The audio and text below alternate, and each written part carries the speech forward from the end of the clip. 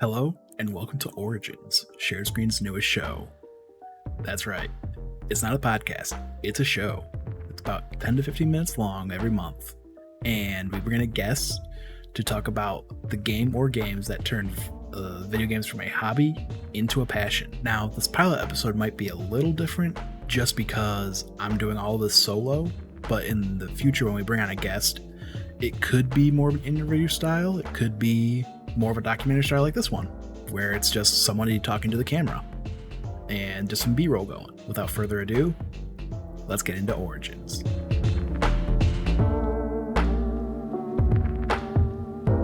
February 2007. Weeds were flying off the shelves as fast as they could stock them. We had heard that they might have a shipment in at Toys R Us. Unfortunately, I had plans that Sunday, so my mom, who had plans to run some errands around that side of town, got the money I had saved up to buy the Wii all on my own, and waited in line. Now, mind you, this is a February in Michigan. So she braved the elements and was lucky enough to be the last person in line to get handed a ticket to guarantee a Wii. Unfortunately, it came with Rayman Raving Rabbids, so I actually wanted to switch that out and get The Legend of Zelda Twilight Princess. Now, for me, this was my first official Zelda game. I say official because I had the Adventures of Link on NES, but I had no clue what The Legend of Zelda was when I was a kid, so I don't really count that. Now, I couldn't actually play the Wii when I got back home because I had done, the middle school thing and procrastinated on a project. So, literally rushed through that project and just busted that Wii out. And the first game I played was Twilight Princess. That intro started, and my goodness, I could already tell this was going to be a great game.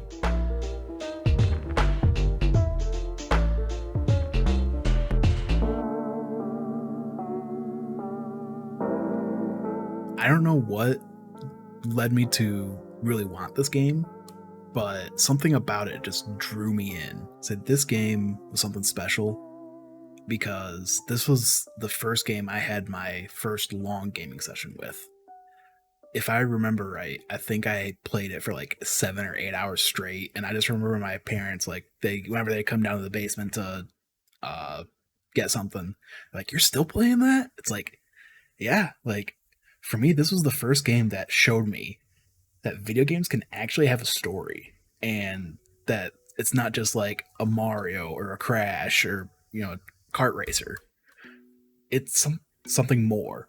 And for me, that was something really special because it showed me that video games can actually take you out of this world or transport your mind and just, I don't know. It's hard to explain, but for me, it just showed me that there's way more to video games than just the act of actually playing video games. Now, we all know that Twilight Princess is notorious for its crazy long intro, because you have to start, you have to get an insane amount of rupees to get the slingshot. You have to follow all these NPCs around. You have to get the kid. You have to go back to the town. You have to do all the first initial Twilight Zone. You have to get the shield, get the sword. There's a lot to that intro. But as somebody who had never played a game like this before, I had no clue that people thought that this was bad. I enjoyed the hell out of it. And this was actually the first game, too, that I owned a guide for, so I was getting items left and right. It was so much fun. I was having a blast with it. Now, just a quick rapid fire, a few of my favorite parts of this game. The first thing that always comes to mind with Twilight Princess is the dual claw shots. Just because the claw shot, yeah, great item. That's why they have it in almost every Zelda game. But what's better than one claw shot? That's two of them.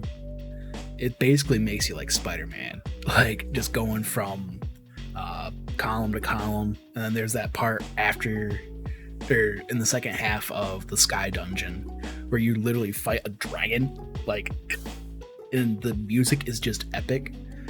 Oh my goodness, that's another thing. The music in Twilight Princess is amazing.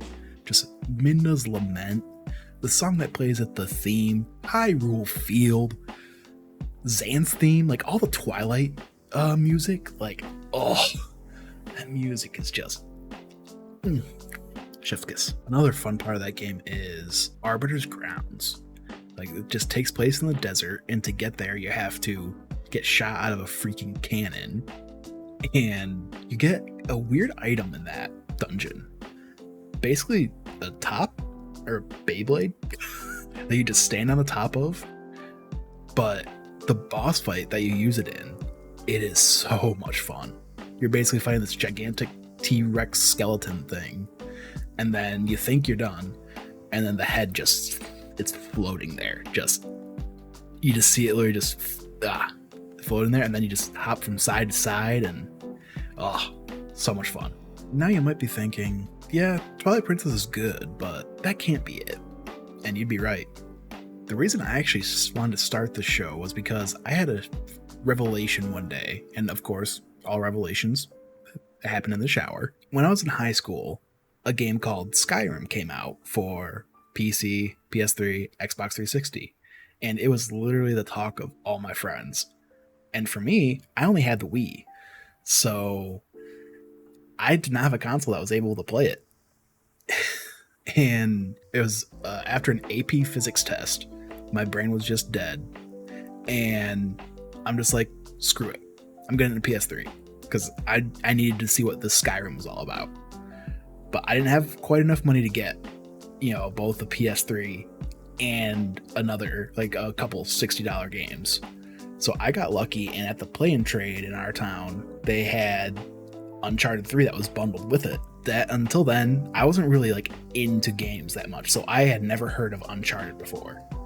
So I just popped that game in and immediately fell in love with it.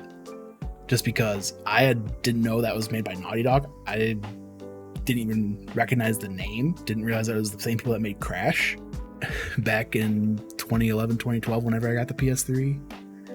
And that game, it holds that special place in my heart because it was that next gen game for me.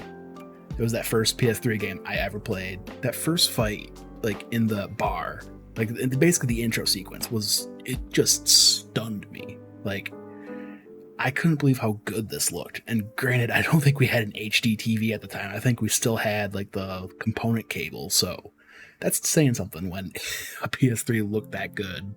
And granted, I only had a Wii before then, so didn't take too much to look better than the Wii. Eventually, I did get Skyrim, and of course, just like everybody else, I absolutely love that game. But for me, the PS3, I really remember it for showing me Uncharted. It was the first time I ever got, an online subscription. I had PlayStation Plus, and I love playing all those 60-minute demos that it originally came with. Please bring those back, Sony, too. Those were really fun. Gave you a nice little touch or taste of what the game could be. But for me, Skyrim, like, that's, not quite essentially an origin story for me. That was just more what led me to get a PS3. And because for me, I did beat it and I played it on PS3, but I spent most of my time with that on PC where I can mod the hell out of it. So that's a topic for some other time. So that's how the Wii and The Legend of Zelda Twilight Princess and the PS3 and Uncharted 3 turned video games from a hobby into a passion for me. Thank you all so much for watching. Please remember to like, comment, and subscribe. And if you'd like to be on this show, DM me. Say this is a monthly show because it does take so long to produce, so please be patient. And on that note, we'll see you next time. Goodbye.